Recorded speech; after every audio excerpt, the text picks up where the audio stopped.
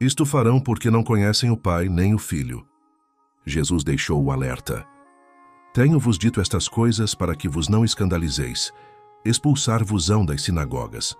Vem mesmo a hora em que qualquer que vos matar pensará estar oferecendo um sacrifício a Deus.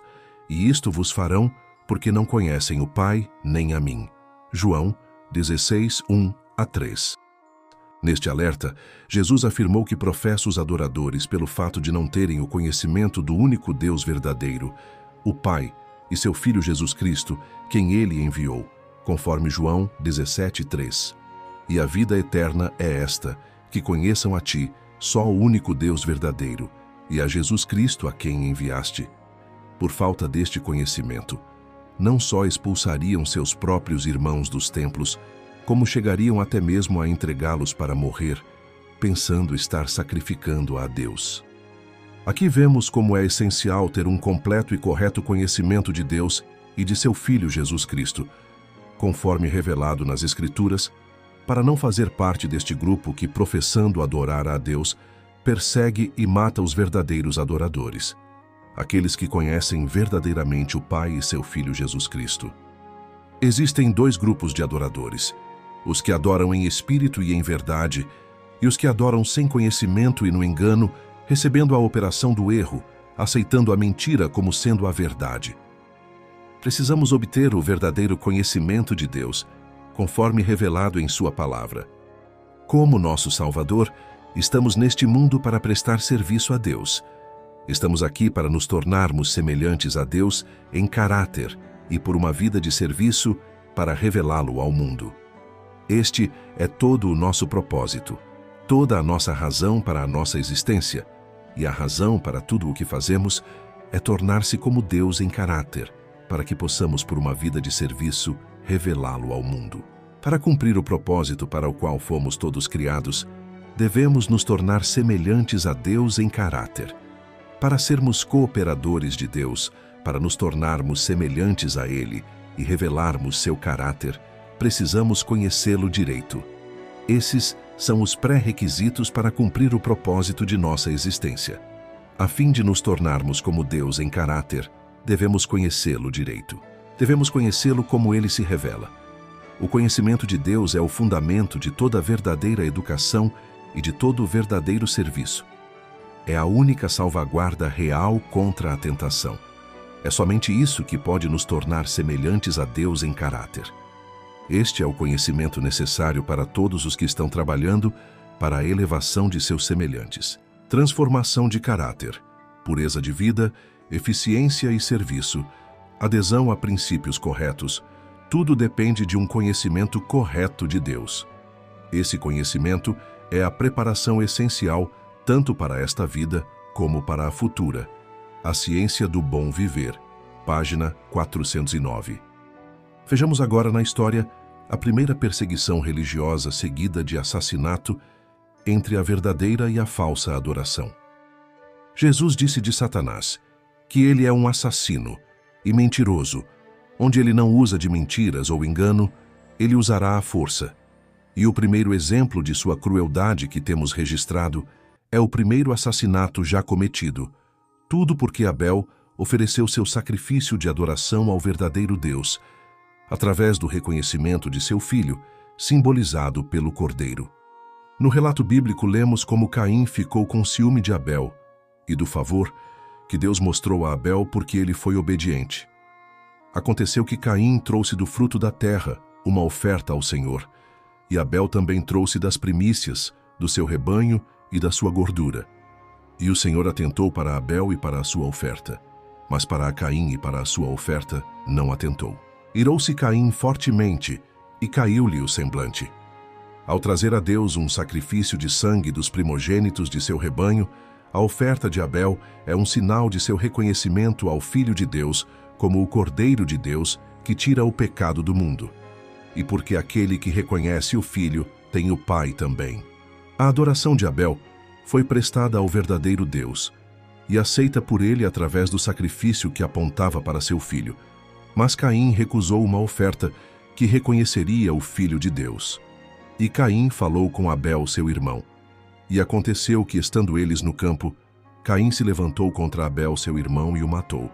Este não é apenas um evento, mas uma profecia, prenunciando o futuro de uma raça que reivindicaria adorar o verdadeiro Deus, mas sem reconhecer a seu filho, e também do ciúme, que levará aqueles que não conhecem o Pai e nem o Filho, usar a força contra todos os que adoram o verdadeiro Deus para que sejam mortos.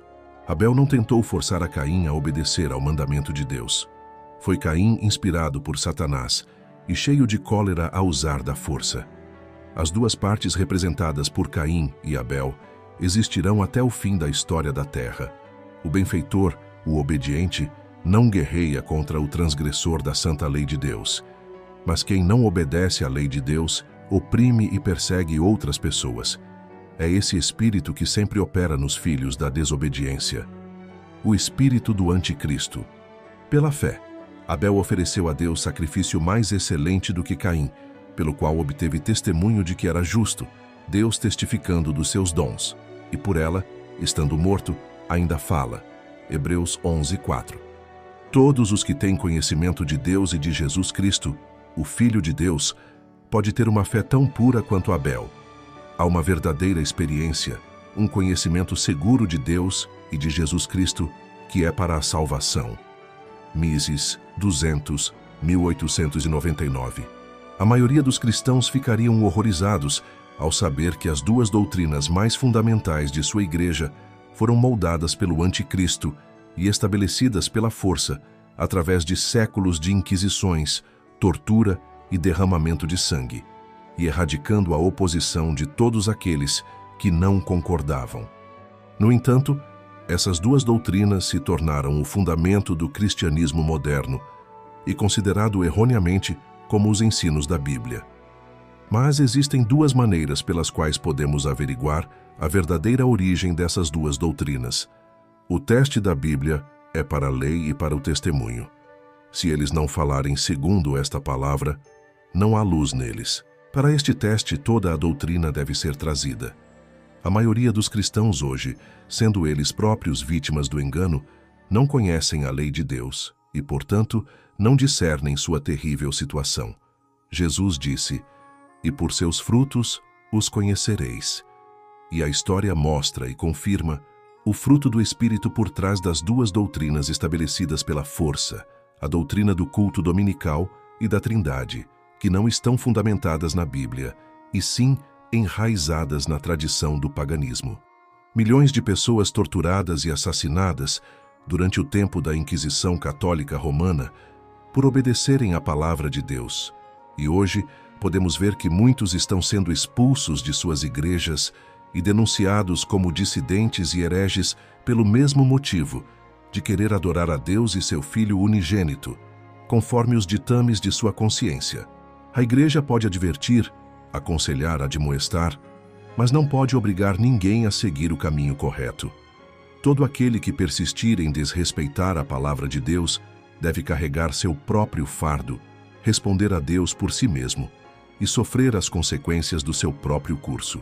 A lei de Deus não chama o homem para perseguir aqueles que desobedecem os seus mandamentos. Jesus nunca colocou sobre o homem o fardo de sustentar seus ensinamentos pela força. Tudo isso é obra de Satanás. Isto é o que os judeus fizeram nos dias de Cristo e o que a igreja tem feito desde então. Sempre que a igreja perdeu a graça de Cristo, encontrando-se ela mesma destituída do poder do amor, ela estendeu a mão para o braço forte do Estado para impor seus dogmas e executar seus decretos. Aqui está o segredo de todas as leis religiosas que já foram promulgadas e o segredo de toda a perseguição dos dias de Abel até o nosso tempo. Aqueles que viverem durante os últimos dias dessa história da terra saberão o que significa ser perseguido por causa da verdade. A injustiça prevalecerá. Os juízes se recusarão a ouvir as razões daqueles que são leais aos mandamentos de Deus, porque sabem que os argumentos em favor do quarto mandamento são irrespondíveis. Eles dirão: nós temos uma lei, e pela nossa lei ele deve morrer. A lei de Deus não é nada para eles. Você já se perguntou por quais leis Jesus foi condenado à morte por violação? Os judeus, respondendo a Pilatos, disseram: temos uma lei, e pela nossa lei ele deve morrer, porque se fez o Filho de Deus. Então o sumo sacerdote rasgou suas vestes, dizendo: blasfêmia! Que necessidade temos nós ainda de testemunhos? Eis que agora ouvistes a sua blasfêmia. Eles responderam e disseram que ele é culpado de morte. A lei judaica, assim como a doutrina da Trindade, proibia o reconhecimento de Jesus como filho literal de Deus. Segundo eles, isso era uma blasfêmia, e por quebrar suas leis de blasfêmia, eles disseram que ele era culpado de morte. Mas esta não foi a única lei pela qual eles mataram Jesus. Mas Jesus respondeu-lhes: meu Pai trabalha até agora e eu trabalho também. Por isso os judeus ainda mais procuravam matá-lo, porque diziam que ele não apenas violou o sábado, mas também disse que Deus era seu Pai, fazendo-se igual a Deus.